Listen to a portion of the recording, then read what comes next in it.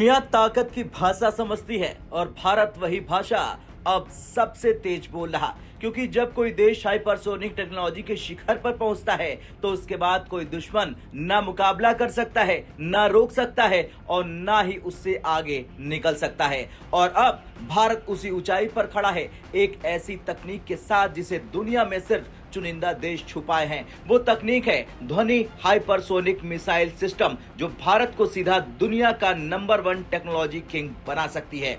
दरअसल ठीक 1 महीने पहले हमने आपको बताया था भारत तक पर कि भारत ने 27 से 29 अक्टूबर के बीच एक नोटम वार्निंग जारी की थी। इसका मतलब था कि इन दिनों में भारत अपनी सबसे ताकतवर मिसाइल यानी कि ध्वनि हाइपरसोनिक क्रूज मिसाइल का टेस्ट करने वाला था। यह टेस्ट एक सामान्य मिसाइल टेस्ट नहीं था, यह वो टेस्ट था जो भारत को दुनिया के सबसे एक्सक्लूसिव क्लब में शामिल कर देता है, हाइपरसोनिक टेक्नोलॉजी को मास्टर करने वाले देशों के क्लब में। और इस क्लब का अभी तक एक ही सदस्य था, वो है रशिया। लेकिन ये टेस्ट उस समय नहीं हो पाया, कारण चीन। हाँ, चीन के कई जासूसी जहाज हिंद महासागर में घूम रहे थे।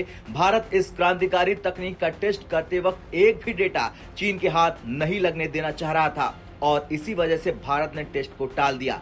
लेकिन अब नोटम को जारी करे हुए 1 महीना हो चुका है, लेकिन टेस्ट नहीं हुआ और ये सबसे बड़ा सवाल था कि कब होगा। लेकिन अब वो पल करीब है। भारत ने एक नया नोटाम जारी कर दिया है 1 से 2 दिसंबर के लिए और इसकी रेंज भी बिल्कुल वही है, 2000 किलोमीटर, ठीक वही जो पहले घोषित की गई थी। ये साफ संकेत है कि भारत दिसंबर की 1 या 2 तारीख को ध्वनि हाइपरसोनिक मिसाइल का गेम चेंजर टेस्ट करने वाला है। इस बार भारत ने ये कदम अचानक उठाया है क्योंकि सिर्फ 6 दिन पहले नोटम जारी किया गया ताकि चीन चाहे तो भी अपने जासूसी शिप भेज ना पाए।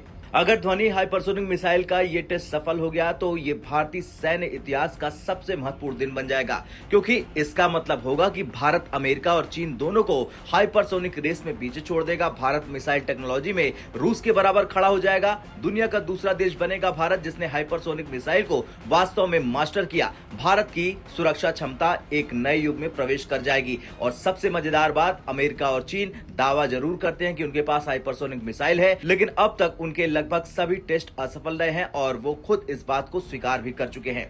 अब हाइपरसोनिक सिर्फ तेज नहीं होता, ये स्पीड नहीं, ये एक सिविलाइजेशन लेवल टेक्नोलॉजी है। ध्वनि मिसाइल की संभावित रफ्तार मैक 10 प्लस है, यानी 12,000 किलोमीटर प्रति घंटे से भी ज्यादा। मतलब दुश्मन को पता भी नहीं चलेगा कि मिसाइल कब चली और कब उसके टारगेट को उड़ा दिया। इसे रोका नहीं जा सकता, न ट्रैक किया जा सकता है, न गिराया जा सकता है। दुनिया में इसका कोई काउंटर मौजूद नहीं है।